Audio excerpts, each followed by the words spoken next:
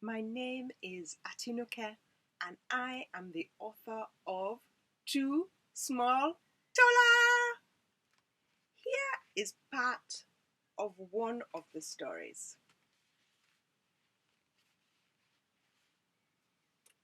In this story, the water has run out in the block of flats where Tola lives with her brother Dapo and her sister Moji and all of the neighbors.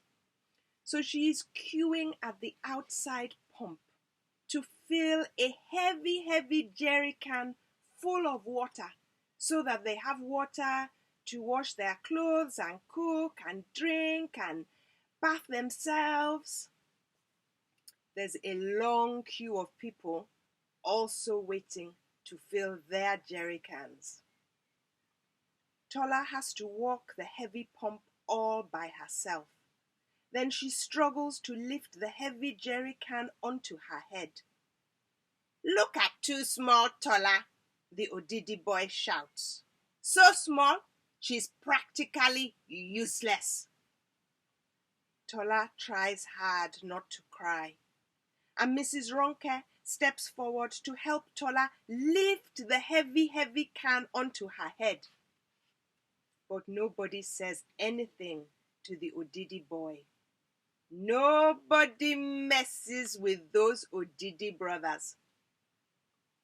Tola turns back towards the flats and starts to walk. Her head is aching, her knees are buckling, and she is panting. Just as she passes the Odidi boy, Tola trips. She feels herself falling. The jerry can hits the ground and the lid comes off. Water pours out onto the ground. Tola hears the Odidi boy laugh.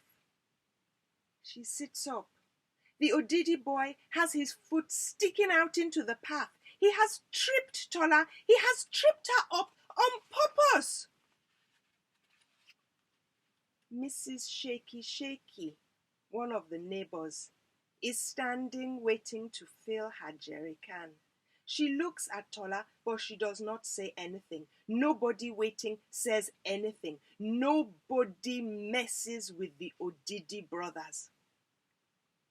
Tola picks up her almost empty jerry can and joins the back of the queue. She is crying now, crying because she is so angry and she does not even care that everybody can see her cry. Now, it is the Odidi boy's turn to fill his buckets. When he is done, he turns back towards the flats. There's a big smile on his face as he looks at Tola. But just as he passes Mrs. Shaky, the Odidi boy trips. He lands on the ground hard. His buckets empty themselves. People jump back and shriek as the water splashes them. Then everybody goes silent. They stare at the Odidi boy lying on the ground. Then they stare at Mrs. Shaky's foot stuck out on the path. Slowly, people start to clap.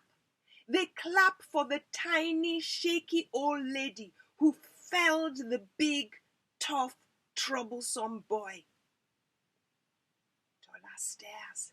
She stares at the small lady who took down the big, bad boy just for her. Tola stops crying. The Odidi boy leaps to his feet. He looks at Mrs. Shaky with her foot sticking out. Then he stands over Mrs. Shaky and bunches his fists. Tola leaps forward.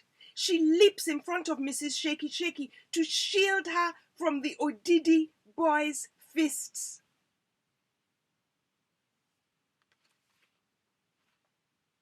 Find out what happens next in Small Tola, written by me, Atinuke, illustrated by the fantastic and fabulous Oyinye Iwu, and published by Walker Books.